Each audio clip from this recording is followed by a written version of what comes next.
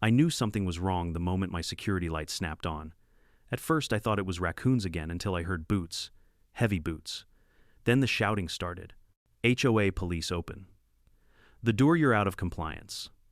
Through my bedroom window I watched a swarm of grown adults in cheap navy shirts, plastic badges and dollar store flashlights storm across my yard like they were raiding a drug cartel. One of them kicked over my flower bed. Another started pounding on my siding with a baton. A third was taking photos like he was building a case for the Supreme Court. They thought I was some harmless old man, an easy target, someone they could intimidate into paying fake HOA fees for a neighborhood I was never even part of.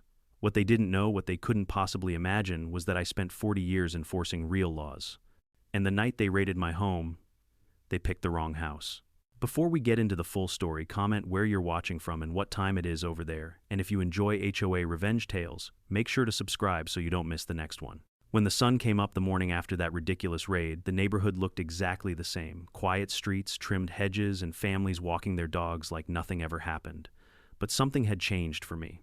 I'd lived through cartel stings, federal investigations, and 3 interstate manhunts, yet I had never seen anything quite as pathetic and somehow more infuriating than a group of HOA wannabe cops vandalizing my property under the cover of darkness. But to understand why they were targeting me at all, you need the backstory, because this didn't happen overnight. This HOA was born sick. I moved into this neighborhood 15 years ago, long before the self-appointed royalty of the HOA decided they needed to elevate community standards. Back then, we were just a quiet collection of retirees, veterans, mechanics, teachers, good people who minded their business. The kind of place where neighbors waved from the porch, kids rode bikes in the cul-de-sac, and folks spent more time grilling hamburgers than measuring fence heights. Then came the newcomers, the ones who wanted the neighborhood to modernize. They printed glossy brochures, held meetings at the clubhouse, talked about preserving property values and uniform aesthetics. Before we knew it, they'd voted themselves into existence as the new HOA board. Here's the funny part. Joining was optional for existing homeowners. Only new residents were automatically enrolled. You'd think that would settle things right. Wrong. Because a few people simply can't handle the idea that someone else is free. When those first letters arrived demanding that I register with the HOA, I tossed them straight into the trash. I'd dealt with real bureaucrats during my career. Actual authorities with badges, legal codes, and jurisdiction. Compared to them, this HOA felt like a children's clubhouse with extra paperwork. I ignored letter after letter. They escalated to final notice. Then assessment warning. Then immediate action required. I wasn't angry at first, just annoyed. But soon their persistence took an uglier turn. One afternoon, a woman I had never seen before marched right up my driveway with a clipboard in her hands. Slim, sharp-eyed, stiff posture like she practiced scolding people in the mirror every morning. She introduced herself as Linda, the HOA president. "Sir," she said in a tone that suggested even my breathing was inconvenient, "we've noticed you haven't responded to our enrollment requirements." I told her point blank that I wasn't a member, never agreed to be one, and had no intention of participating. Her smile froze. "You don't get to decide that." I raised an eyebrow. "Ma'am, I most definitely do." For a moment she just stood there, eyes narrowed, clutching her clipboard so tight I thought it might snap in half. Then she spun on her heel and walked away, muttering something into her phone. That was the day she decided I was her personal enemy. After that, the so-called violations started piling up. Unauthorized bird feeder, grass too tall, grass too short, mailbox not regulation color, holiday lights left up too long, trash cans not placed at the correct angle. I refused every notice. I didn't owe them a penny. I didn't owe them compliance. Hell, I didn't even owe them eye contact. And that's when they formed the HOA officer program. Imagine this. A group of middle-aged volunteers wearing dark shirts with the words HOA, Enforcement Unit, printed in crooked white vinyl letters. Plastic badges ordered from a kid's birthday party catalog. Cheap walkie-talkies with no batteries. Clipboards full of imaginary regulations. It was like watching adults play police officer without any of the training authority or dignity. They weren't dangerous, not in the way real criminals are, but they were relentless. They'd show up at all hours, knocking, shouting, taking pictures, leaving warning slips under my doormat. A few of them even stood on my lawn patrolling the perimeter, as though my rose bushes posed a threat to national security. It got worse when they realized I still wasn't breaking. One night, around 11 p.m., I noticed headlights sweeping across my living room walls. I checked my front window and saw two HOA patrol cars, actually just golf carts, with reflective tape slapped on. They parked at the curb and three officers strutted out with flashlights like they had warrants to serve. I stepped onto my porch and crossed my arms. "Can I help you, boys?" One of them, a heavy-set guy with a baseball cap labeled Chief, spoke with the authority of someone who'd watched exactly one episode of Cops. "You're in violation of HOA ORD," I cut him off. "I'm not in your HOA." He puffed out his chest. "Everyone in this community must follow our standards." "No," I said calmly. "Only the people who signed the contract." He sputtered and threatened to escalate the issue. I told him to have a good night. He told me I'd regret this. Spoiler, I didn't. They did. Weeks passed, and their visits became more brazen.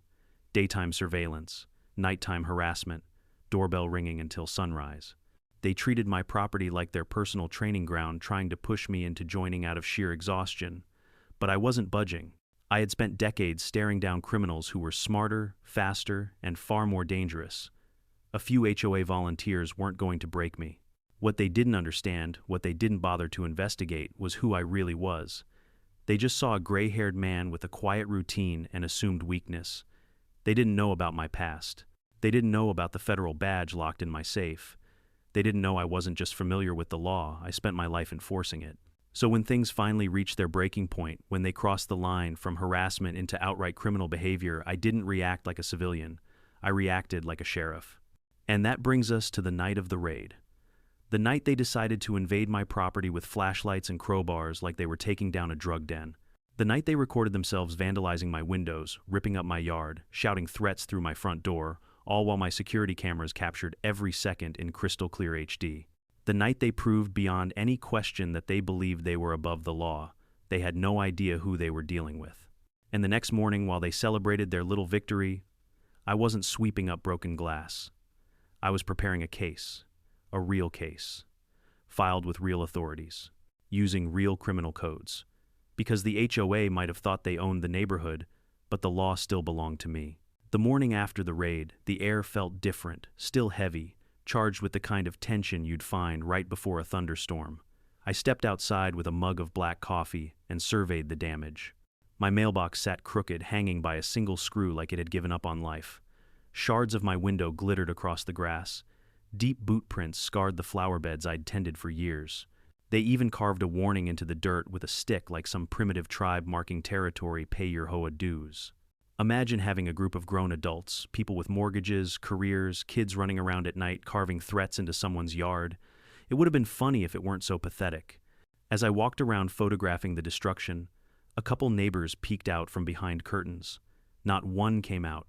Not one asked if I was all right. Fear does that to people, makes them quiet, makes them complicit. The HOA loved that silence. But silence was something I'd never been good at. Around 9 a.m., a sleek silver SUV rolled slowly down the street and stopped at the edge of my driveway. The driver's window lowered, and out popped the familiar tightly stretched smile of Linda, the iron-fisted queen of the HOA, the self-appointed keeper of suburban order. She stepped out heels, clacking on the pavement clipboard tucked under her arm like it gave her authority. Her perfume wafted across the yard, sharp, artificial, like the scent you find in department store bathrooms. "Good morning," she chirped, though her eyes were scanning the damage like a general assessing a battlefield. "I see you've had quite the incident." I stared at her for a long moment, letting the silence hang between us. "You know exactly what happened." She placed a hand over her chest in dramatic offense. "I beg your pardon, I've only just arrived. I have no idea who would do such a thing." Then she smirked just barely, but I caught it. "Of course, if you were a member of the HOA, we could offer certain protections." Protections? She actually said it like she was running a suburban mafia. I took a step closer enough that she had to tilt her head back to look me in the eye. "Are you implying that your officers did this?" She blinked innocently. "Officers? Oh, you're referring to the community patrol volunteers. They keep an eye out for rule breakers, and vandals, and people who endanger property values." My laugh came out slow and sharp. "Lady, the only vandals around here are wearing your t-shirts." Finally the mask cracked. She straightened her blazer and snapped her fingers. Two men stepped out of the SUV, broad-shouldered, stone-faced, wearing those ridiculous HOA enforcement unit shirts. One even had sunglasses on despite the overcast sky. Linda crossed her arms triumphantly. "You're becoming a problem, Mr. Harris." I sipped my coffee. "I've been a problem to criminals for 40 years. You're not special." Her nostrils flared, her goons stiffened. And that's when I realized something important. They didn't fear me. They didn't respect the law. They believed the HOA was the law. I'd seen delusion before. It always ended the same way. When they finally left after Linda threatened fines, legal action, and something she called mandatory compliance review, I went back inside and retrieved a heavy metal lockbox from the top shelf of my hall closet. Inside was my federal badge. It wasn't active duty anymore, but I still held limited investigative authority under federal retirement statutes. Most retirees frame their badges. I kept mine functional. I ran my thumb over the emblem, feeling the weight of years built into the metal. This wasn't about a broken window or a ruined flower bed. This was about power misused, distorted, weaponized by people who never should have had it. By noon, I drove into town and requested a meeting with the county sheriff. A big man named Turner, good guy, good instincts, but stretched thin like every small-town department. I laid out the photos, the timestamps, the evidence of trespassing, vandalism, harassment, and impersonating law enforcement. Turner's face darkened. "These HOA volunteers did all this." "HOA doesn't call them volunteers," I corrected. "They call them officers." He let out a slow whistle. "Impersonating an officer is a felony." "They didn't impersonate cops," I said. "They impersonated authority. That's even worse." He rubbed his hands together and leaned back. "We can start an investigation, but if they run, hide, or deny involvement, we'll need something airtight." I smiled. "Don't worry, I've got airtight." That night I set up additional cameras, hidden ones, motion-triggered recording straight to encrypted cloud storage. The HOA officers weren't exactly subtle, so I knew they'd be back. People like that always push 1 inch further, always test limits to see how much fear they can squeeze out of someone. Sure enough, at 2:14 a.m., the cameras lit up. This time it wasn't the whole squad, just the chief, the heavy-set guy who tried to intimidate me weeks earlier. He strutted into my yard with a flashlight, took photos of my driveway, and muttered into a cheap radio like he was on a tactical mission. Then, he spotted one of my new cameras, not hidden, just installed openly under the eaves. He froze, stared right into it, then flipped the middle finger with juvenile satisfaction. After that, he kicked over the pot of geraniums by the porch and trotted back to his golf cart. It wasn't much, but it was enough. You don't need a hurricane to charge someone with breaking and entering. Sometimes all it takes is a gust of stupidity. The next morning, Turner called me. "I've checked your footage. Everything's admissible. We're greenlit." But just as he said that, another call buzzed through one I almost ignored until I recognized the number. It was my old supervisor from the federal office. I hadn't heard from him in years. When I answered, his voice was calm, steady. "We reviewed the materials you sent. You weren't kidding. This HOA situation is escalating beyond local jurisdiction." "I told you," I said. "They're impersonating authority, extorting non-members, and organizing coordinated harassment." He cleared his throat. "We're authorizing you to act as a federal liaison. You'll have full support if you choose to move forward." There it was, the moment everything shifted, the moment the game stopped being a nuisance and became a case. That same afternoon, patrol cars rolled into the neighborhood, not sirens blaring, just cruising slow and silent like sharks circling. Officers knocked on doors. They asked questions. They took statements from neighbors, most of whom confessed they'd been too scared to speak up before. By sunset, word had spread. The HOA wasn't just in trouble. They were being investigated. And when people are cornered, they do stupid things. Linda showed up on my doorstep just before dark mascara-smeared voice, shaking not with fear but rage. "You've ruined everything," she shrieked. "Do you know how long we've worked to build this community? Do you know how hard we've tried to maintain standards?" I folded my arms. "Standards don't include harassment, property destruction, and running a pretend police force." Her eyes burned. "You think you're special because you're some federal retiree." I didn't correct her. No need. The real fun was letting her wonder just how much trouble she was actually in. She jabbed a finger toward my chest. "We're not done. You'll regret this." I stepped closer, letting the porch light catch my badge resting on my hip. Her eyes widened, not because she understood, but because for the first time she saw something she couldn't bully. "You already made your mistake," I said quietly, "and you're about to regret every minute of it." She backed away, slowly breathing hard, then fled to her SUV. Only later did I find out she wasn't running home. She was running to gather her HOA officers for one last act of desperation. And that act, it would become their downfall.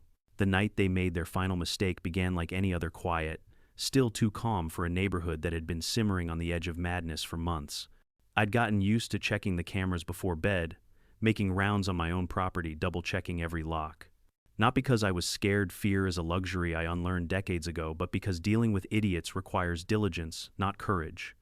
Around 1:17 a.m., motion alerts lit up my phone. At first I expected another lone troublemaker, maybe the chief again kicking over planters to assert dominance like an angry toddler. But when I opened the live feed, I saw something different, something bigger. 5 figures, all wearing dark navy, all wearing those ridiculous HOA enforcement shirts, all carrying tools, crowbars, mallets, a shovel, and something that looked suspiciously like bolt cutters. They moved with purpose. They moved like they had a plan. And they moved straight toward my house. I didn't turn on the lights. I didn't grab the gun locked in my nightstand, though the thought crossed my mind. Instead, I slipped quietly through the hallway, watching the monitors as they approached the side gate. My cameras caught every angle, wide-shot infrared night vision, crystal-clear faces. Even the little embroidered patches on their sleeves reading HOA Patrol, Unit 1. It would have been laughable if they weren't actively breaking the law. They forced the gate open with the bolt cutters splintering the wood. One man whispered, "Hurry up before he wakes up." Another answered, "He's old. He sleeps like a rock." Wrong again. I watched them spread out across the yard like a poorly trained SWAT team. 2 headed for my shed. One began prying at my back door. Another stomped through my vegetable garden, crushing everything he stepped on. The chief barked orders like he thought he was leading a hostage rescue. "This is what happens when you defy the HOA," he muttered. "We teach the lesson once, and everyone else falls in line." It was more than vandalism now. This was coordinated retaliation. This was a criminal enterprise disguised as a neighborhood club. And they were too blind, too arrogant, too stupid to realize that their entire operation was being recorded from 4 separate angles. I stayed inside just long enough to capture enough footage for prosecution: trespassing, destruction of property, breaking, and entering conspiracy harassment.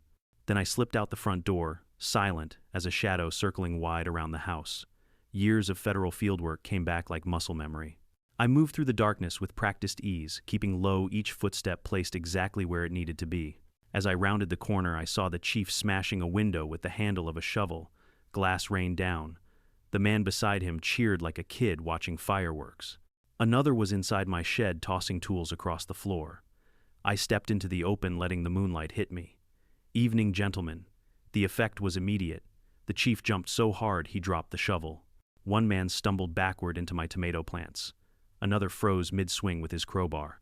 I didn't raise my voice. I didn't take a threatening stance. I just stood there, one hand resting casually on my hip, near, but not on my badge.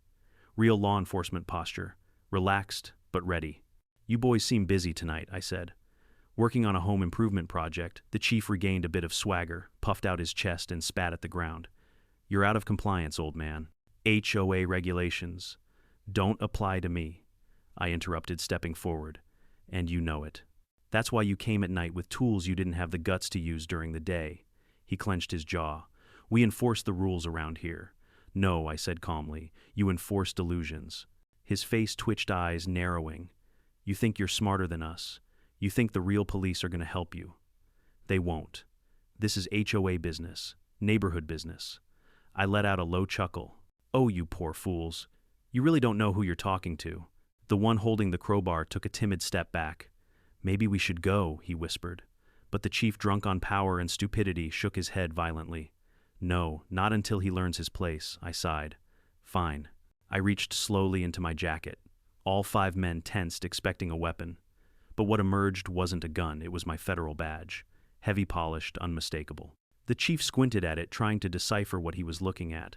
One of the men actually gasped. "You?" he stammered. "You're a cop, federal sheriff," I corrected.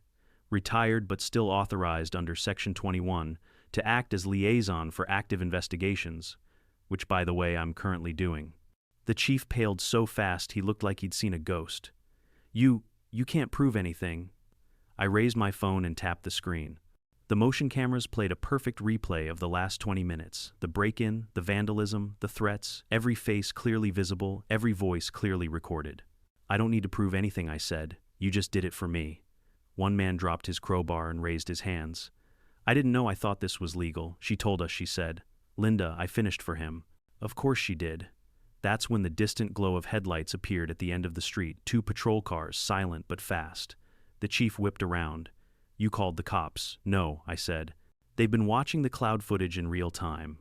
You tripped the automatic forward system." I leaned in slightly. "Congratulations. You just upgraded your little HOA tantrum into a criminal case." The first patrol car stopped abruptly, and Sheriff Turner stepped out, followed by 2 deputies. He shined his flashlight over the scene and shook his head slowly.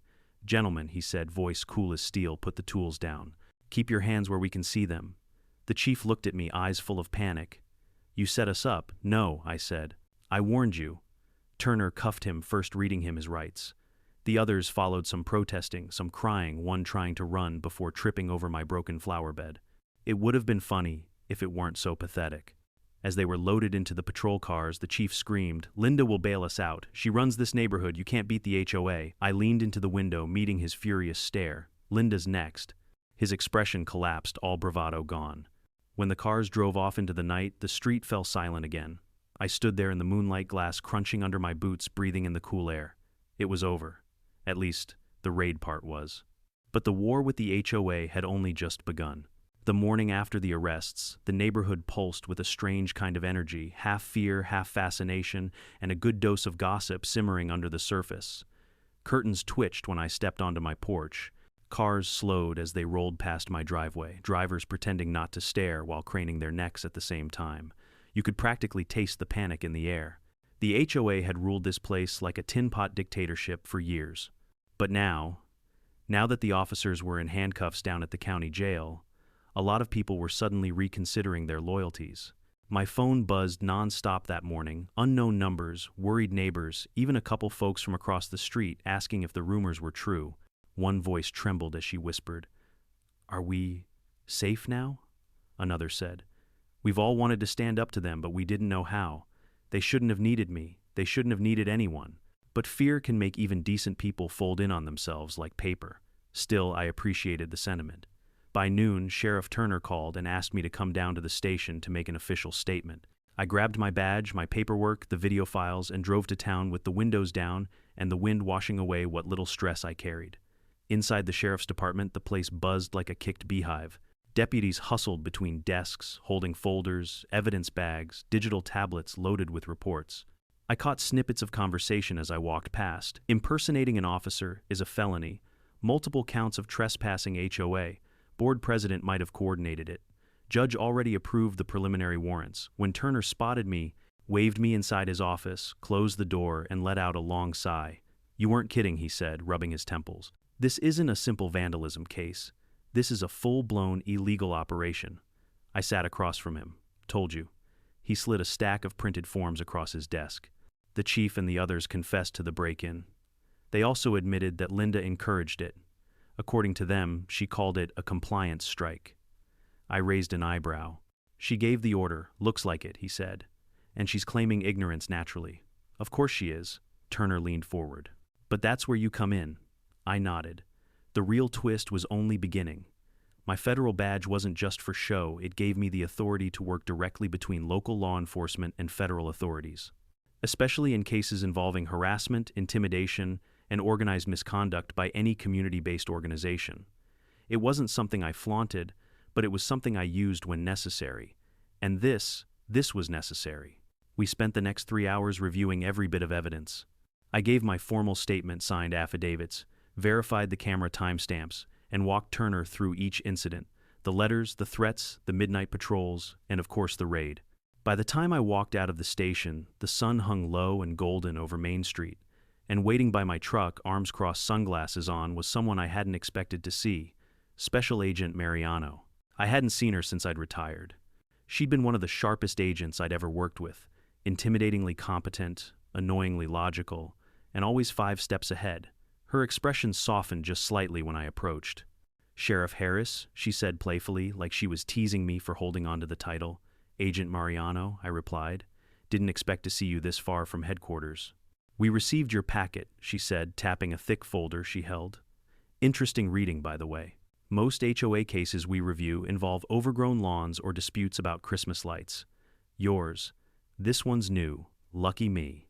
We're classifying it as a coordinated harassment case with indicators of unlawful authority assumption. She lowered her sunglasses, which means we're officially stepping in.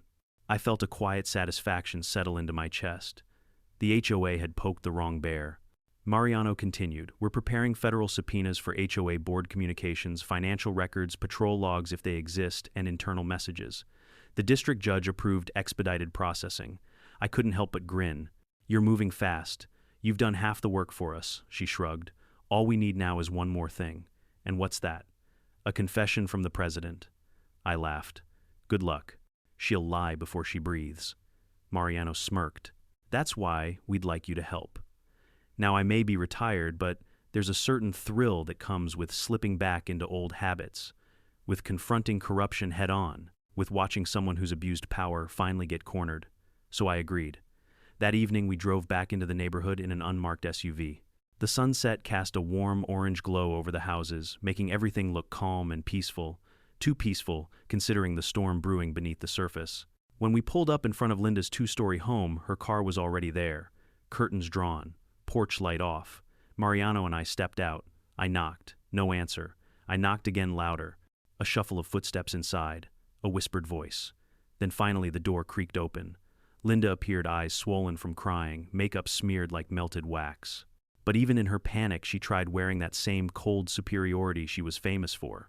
What do you want? She snapped. Mariano flashed her credentials. Federal investigation. We have questions. If looks could kill, I'd have evaporated on the spot. Her glare could have cut through steel. You, she hissed at me. You brought the feds here. For what, a misunderstanding? Funny I said your officers didn't call it a misunderstanding. They called it an operation. Her lips trembled. They wouldn't. They don't know what they're talking about. Mariano pulled a tablet from her bag and tapped the screen. A recorded confession played audio from the chief's interrogation. It was clear as day. She told us to do it. Said the sheriff needed to be taught a lesson. Said the HOA needed to show strength. Linda's face drained of color. They lied. Mariano stared her down. We have texts, Mrs. Parker. That did it.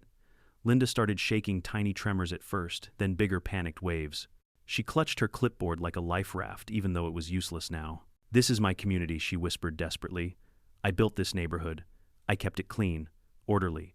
I gave people structure. You terrorized them, I corrected. She snapped. You refused to follow the rules, because I never signed up for your rules. She took a step back, shoulders slumping. You don't understand. If people don't follow the HOA, everything falls apart. We lose control. That, Mariano said, is the problem. For the first time, Linda truly looked defeated. Not angry, not superior, just small. A woman who'd clung so tightly to power that she'd lost her grip on reality. Mariano asked her again, Did you authorize the raid? Linda stared at the floor. Her voice was barely a whisper. Yes, and that was it. Mariano recorded the admission, read her the procedures, and informed her she would be formally charged. When she finished, we stepped back from the porch and left Linda standing alone, clutching her clipboard like it could undo the damage. As we walked toward the SUV, I felt a strange mix of emotions. Relief, yes. Vindication, absolutely. But also a deep, heavy exhaustion. This wasn't a victory lap. It was the end of a long, unnecessary war. And the fallout, it was only just beginning. The following weeks felt like watching a dam crack open, slow at first, then all at once, everything collapsing under the weight of truth. Once Linda's confession was officially recorded, the wheels of justice spun faster than the HOA could blink. Subpoenas rolled out. Board members were questioned. Financial ledgers were seized.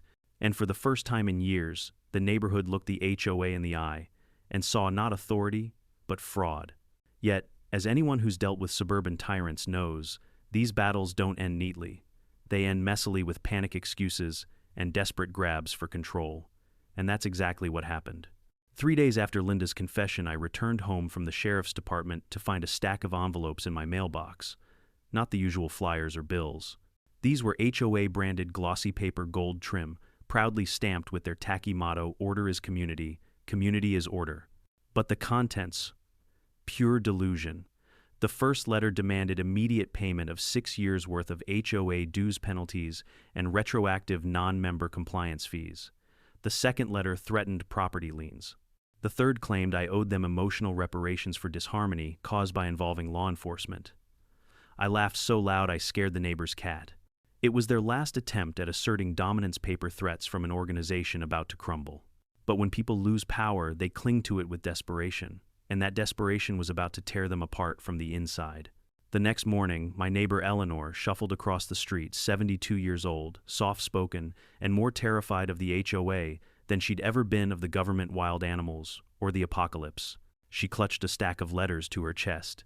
"They came last night," she whispered, eyes darting around as though the bushes might be recording us. Banged on my door. Said I needed to sign a petition. "What kind of petition?" I asked. "To remove you," she said, "and to reinstate the HOA officers." I sighed. "Eleanor, did you sign it?" "Goodness, no." She slapped my arm with surprising force. "I may be old, but I'm not stupid. I told them if they came back, I'd call the sheriff." She leaned in, voice trembling. "They're scared, you know. They're really scared." She wasn't wrong. Just before sunset, 2 sheriff's cruisers rolled in to serve additional warrants. Kids peered from doorways. Parents whispered nervously. HOA board members scattered like ants under boiling water. You could practically smell the fear. Later that night, my phone buzzed again, this time from Agent Mariano. "Got a minute?" she asked. "Always." "We pulled the HOA's email server," she said. "Found digital copies of those ridiculous officer badges they printed, plus a message chain where they tried to coordinate a smear campaign. Against me. Against anyone who questioned them. But yes, mostly you." She paused. "You've got quite the fan club. I always attract the charming ones." Anyway, she continued, voice shifting into that crisp federal tone, "They also created a fake internal regulation manual. 27 pages of made-up laws to justify their behavior." I pinched the bridge of my nose. "They wrote their own laws. They tried to act like a sovereign nation," Mariano said. "But here's the kicker they used. HOA funds to buy equipment for their officer program.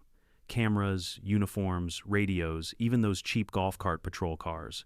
That's misappropriation, tax fraud, and depending on intent, possibly racketeering." I let out a low whistle. "They're done." "Pretty much," she said. "But the judge wants you present at the preliminary hearing. Your testimony is key. Just tell me when," I said. "Tomorrow morning." I didn't sleep much that night, not because I was worried, but because I felt something I hadn't felt in years: anticipation. The kind that coils inside your chest before a major arrest or a massive takedown. Except this time the perpetrators weren't cartel leaders or fugitives or violent offenders. They were neighbors. Suburban tyrants drunk on authority they manufactured out of thin air. The courthouse buzzed with reporters the next morning. HOA scandals weren't exactly national news, but impersonating law enforcement, coordinated raids, misappropriated funds, that drew attention. Inside the board, members sat at a long defense table, faces pale, shoulders slumped. Linda avoided looking at me. The treasurer dabbed his forehead with a trembling hand. Another board member stared at the floor, as though hoping it would swallow him whole. When the judge called my name, I stepped forward calmly, not as a victim, not as a retired sheriff, but as a witness committed to exposing the truth. I detailed the harassment, the letters, the raids, the threats, the surveillance, the so-called officers. I played the footage from my cameras.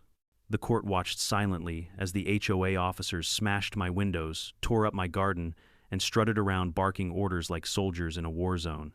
Linda shook her head violently, whispering, "No, no," as the evidence stacked against her like bricks sealing her own tomb. When I finished, the judge folded his hands. "This behavior," he said slowly, "is among the most egregious abuses of community authority I have seen in my tenure. HOA rules do not exist to override the law. They certainly do not exist to terrorize non-members. What we have here is not governance, it is vigilantism," the courtroom murmured. The judge continued, "I am authorizing full federal investigation into the HOA, its board, its finances, and the illegal officer program." Linda burst into tears. The treasurer groaned as though he'd been hit. One of the board members tried to stand, then collapsed back into his chair like his knees had liquefied. It wasn't joy I felt, not victory, but a deep settling justice. Over the next few weeks, investigators uncovered everything: fake invoices, embezzled funds, manipulated votes, threats against dissenting homeowners, bribery attempts, and even internal messages celebrating the raid on my home. It was a spiderweb of corruption woven by people who thought neighborhood power made them untouchable. HOA officers, those pathetic cosplay cops, turned on the board to save themselves. Board members turned on Linda. Linda turned on everyone. The entire organization collapsed. Neighbors I barely knew came to my door with baked goods, thank you notes, relief shining on their faces. One man broke down crying, saying, "You saved us." I didn't know how to protect my family from them. But not everyone was grateful. A small group of diehard HOA loyalists marched down my street holding signs that read, "You destroyed our community. Bring back order OA forever." They shouted accusations, called me a tyrant, said I'd ruined the neighborhood. I just sipped my coffee on the porch and watched them strut around like confused chickens. Because the truth, the community wasn't destroyed. It was set free. And freedom scares people who thrive under control. Yet even then, even after everything unraveled, the HOA tried one last desperate attempt to escape consequences. Their lawyers filed a motion claiming I had entrapped them, that I provoked the raid, that my cameras violated their privacy, that their actions were community enforcement duties. The judge denied it in 11 seconds. With every avenue of defense collapsing, the HOA faced its final reckoning. But justice wasn't complete yet. There was still one more battle ahead, one that would determine the future of the neighborhood, the fate of the officers, and whether the HOA itself would survive at all. And that battle, it would be the most explosive yet. The weeks leading up to the final hearing felt like the slow tightening of a noose, one woven not from rope, but from evidence, testimonies, and years of pent-up frustration finally boiling to the surface. Every day, more residents stepped forward to share what the HOA had done to them. Stories that had been whispered in backyards and murmured at kitchen tables suddenly spilled into the open. A young couple admitted the HOA had fined them $600 because their welcome mat did not align with neighborhood color tones. A retired veteran confessed Linda once threatened to tow his truck because it had aggressive tires. A single mother said she was called a community disruption for letting her children draw chalk art on the sidewalk. And then there was Mr. Alvarez, 83 years old, soft-spoken cane tapping on the pavement as he walked to my door one afternoon. He told me the HOA demanded he remove the small wooden ramp he'd built for his wheelchair-bound wife because it was not HOA approved. She had passed away 13 months earlier, and they never let him forget the ramp. That one nearly broke me. People like Linda and her officers weren't just bullies. They were predators who fed on compliance, on silence, on people too scared to fight back. Now the entire community was rising, trembling, but determined, and they wanted justice, not just punishment, but dismantling. The federal team worked day and night. Agent Mariano coordinated interviews, evidence collection, subpoenas, and cross-jurisdictional paperwork with the precision of a surgeon. And though she never said it out loud, I could tell she enjoyed watching an HOA implode under its own arrogance almost as much as I did. About a week before the final hearing, a federal van pulled into the neighborhood to collect board members for questioning. It wasn't an arrest yet, but the sight alone sent a ripple of panic through the street. Cars backed out with screeching tires. Curtains snapped shut. A few people ran back indoors, like they feared the van might absorb them through osmosis. That night, someone slipped an anonymous note under my door. Just a scrap of torn yellow paper with shaky handwriting. "Thank you. You saved US." I placed it on my fridge. I still have it. But while neighbors were waking up, the HOA loyalists were unraveling. Their little Bring Back the HOA march had grown to a dozen people, now angry, loud, waving handmade signs like the world was ending. They walked past my house every morning, chanting about lawlessness, collapse, and community betrayal. The irony was rich like a chocolate cake made entirely from hypocrisy. One morning as I picked up the newspaper, a man from the group, bald, red-faced veins popping from his forehead, stepped forward. "This is your fault," he growled. "You ruined our structure, our order." "Order," I said. "You mean oppression." He jabbed a finger at me. "We had harmony until you got involved." "Harmony isn't fear," I replied. "It's freedom." He sputtered for a moment, then stormed off to rejoin his tiny revolution. That was the last time they bothered me. Realizing they were fighting a losing battle, the movement dwindled to nothing within a few days. When the day of the final hearing arrived, the courthouse was packed. Reporters lined the sidewalk, microphones extended like hungry mouths waiting for sound bites. Residents crowded the stairs. Even the judge looked unusually energized. This wasn't just about an HOA anymore. It was about a case that could set precedent for HOAs across the state. Inside the courtroom, I sat behind Agent Mariano as the proceedings began. The board members were ushered to their seats no longer smug or confident. They looked hollow. Linda, in particular, wore the expression of someone who finally understood the cost of her crusade. The judge began by reviewing each charge: harassment, vandalism, trespassing, misappropriation of funds, forgery of documents, impersonation of authority, coordinating an illegal activity disguised as community enforcement. It took him nearly 5 minutes just to read the list. Then came the moment, the big one, the question that would determine the HOA's future. Does this association, the judge said, slowly constitute a functional, lawful governing body capable of continuing operations? Before anyone could speak, a murmur swept through the courtroom. You could feel the tension thicken like fog. The HOA's lawyer, a thin, nervous man with more hair gel than dignity, stood and began a pathetic defense about administrative misunderstandings and miscommunications in enforcement. Mariano rose so smoothly you'd think she had springs under her shoes. Your Honor, she said, this was not a misunderstanding. This was an organized abuse of power. This was a ruling class, operating without checks, accountability, or legal basis. This was coercion. This was fear. The judge nodded. Proceed. She played audio recordings, showed financial charts, displayed images of altered ledgers. She revealed screenshots of internal messages from board members planning discipline actions against non-compliant residents. She even produced a draft document titled Mandatory Community Authority Expansion, which Linda had apparently planned to vote on next year.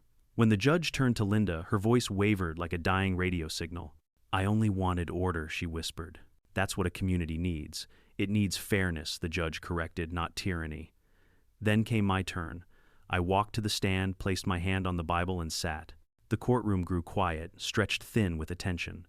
I kept my voice level, calm, professional. I described the harassment, the threats, the raids, the fake officers, the damage to my property. I described the fear my neighbors had endured, fear of fines, fear of retaliation, fear of the very people who claimed to keep them safe. When I finished, the judge removed his glasses and rubbed his eyes. I've presided over disputes between HOAs and residents for 23 years, he said. But this is unprecedented, he leaned forward. This HOA is hereby stripped of all governing authority and is to be dissolved effective immediately. Gasps erupted across the courtroom. Linda collapsed into her chair. The treasurer whimpered. A few residents clapped before remembering they were in court.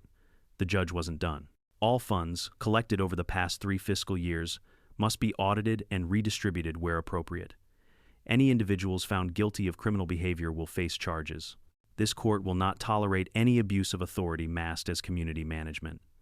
When the hearing adjourned, the room exploded with movement. Reporters rushed forward. Residents hugged. A few of the former officers were escorted out in cuffs, and amid the chaos, Agent Mariano approached me with a small smile. You did good, she said. I didn't do it alone. That's what makes it good, she replied. Community finally fought back. I stepped outside into the sunlight and felt something I hadn't felt in a long, long time: peace. Not the fragile peace that trembles at every shadow, but a solid, rooted peace that comes only when justice has been done. That night, as I sat on my porch sipping coffee, the wind carried the sounds of laughter from down the street, neighbors celebrating the end of a long nightmare. The HOA signs had been torn down, the fake patrol carts impounded. The neighborhood finally breathed freely again. For the first time in years, the street felt like home. But even then, even after justice had been served, there was still one last chapter to close. One final act, one final decision, one final confrontation that would bring everything full circle, and it would all happen sooner than I expected. The neighborhood looked different in the days after the HOA was dissolved. The air felt lighter, the colors brighter, as if someone had lifted a heavy curtain that had hung over our lives for far too long. Children rode their bikes again, not worried about getting noise violation letters. People repainted their shutters, planted flowers, hung wind chimes, all the small personal touches that make a house a home. Without the HOA's shadow looming overhead, freedom returned in subtle ways, like the easing of a clenched fist. But even freedom has a cost. And closure requires facing the last loose thread: Linda. While most of the board faced formal charges, Linda's case, because she had orchestrated the raid, was more complicated. She was out on bail, forbidden to contact any residents. But fear does strange things to a person shaped by power. And Linda, stripped of her title, her authority, and her applause, was unraveling. I learned this from Sheriff Turner one morning when he stopped by with paperwork for the restitution process. We served Linda her final notices, he said, standing on my porch with the tone of a man who'd seen too many strange things in a small town. She's not taking it well. How bad? I asked. Turner sighed. Neighbors say she's barricaded herself inside her home, shouting, throwing things, pacing for hours. Looks like she hasn't slept in days. Before I could respond, he added, she keeps saying she needs to talk to you. I shook my head immediately. Absolutely not. He raised his hands. I'm not telling you to, just making you aware. But deep down, I knew this wasn't over. People who cling to power as tightly as she did don't simply let go. They crumble, they claw, they search for any rope to hold onto, even if it's wrapped in thorns. 2 days later, just after sunset, I found a letter taped to my front door. Thin, stationary, shaky handwriting, the ink smudged in places as if she'd pressed too hard or cried over it. Please, talk to me. I need to explain, Linda. I crumpled it up and threw it in the trash. Yet that night, sleep didn't come easy. Not because I felt sorry for her, no pity was far from my mind, but because unfinished business gnawed at me. I'd lived too many years letting cases tie themselves into knots. Closure mattered.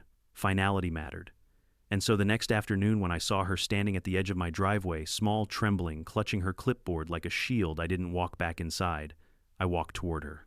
The neighborhood watched through parted blinds, their curiosity impossible to hide.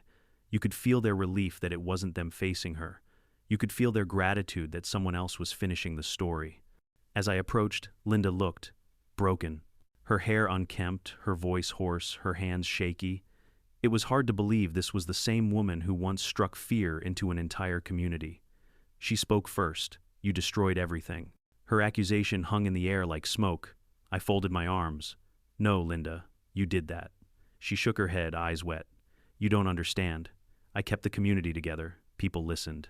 They respected me. They feared you, I corrected. Fear keeps order, she snapped. I stepped closer. Fear isn't order. It's oppression wrapped in rules. Her throat worked as she swallowed hard. You took away my life. Your life, I chuckled bitterly. Linda, you made people terrified to put up a bird feeder. Her face twisted. I gave them structure. You gave them nightmares. She clutched her clipboard tighter, knuckles white. I wasn't trying to hurt anyone. But you did, I said softly, letting the truth sit between us. Every day. For years. Her shoulders sagged. I don't know who I am without the HOA. There it was. The raw truth. The deepest fear.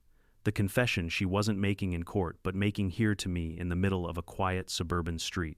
Then it's time to find out, I said.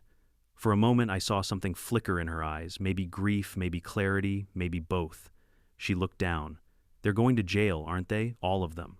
They made their choices, I replied. And so did you. Will I go to prison? That's for the court to decide. She nodded slowly, tears slipping down her cheeks. I never meant for it to go this far. Power never does, I said. It starts small, then it grows until it consumes you. She took a shaky breath. I'm sorry. Those were the last words she said before she turned and walked away. Slow, heavy steps back toward whatever future waited for her. A future without control. A future without followers. A future without the HOA. I watched until she disappeared into her house. Only when the door closed did I feel the tension leave my shoulders. It was done. Truly done. A week later, the final sentencing came down. Linda received probation, mandatory therapy, and a ban from holding any leadership position in any community organization for 10 years. The officers received various penalties, some fines, some community service, some short stints in county jail. The HOA formally terminated. Assets seized. Operations disbanded permanently. On the day the final order was posted, the neighborhood gathered in the cul-de-sac for the first time in years without fear. Someone brought barbecue. Someone else played music. Kids ran through sprinklers. Laughter filled the air like summer wind. Turner stopped by, grabbed a burger, and joked that it was the happiest he'd seen the neighborhood since he'd taken office. Agent Mariano visited too, leaning against her SUV with a rare smile.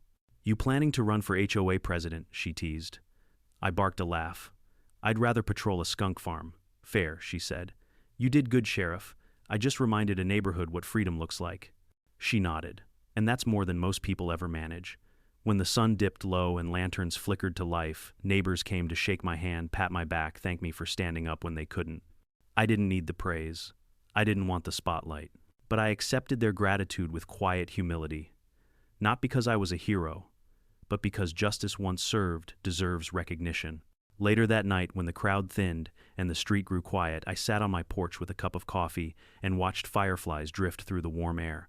The world felt peaceful again, not perfect, not flawless, but fair. And sometimes fairness is enough, because at the end of the longest battles, what we really fight for isn't victory, it's dignity, it's safety, it's the right to live without fear in the place we call home. And as I took another sip, listening to the soft hum of crickets, one truth echoed in my mind.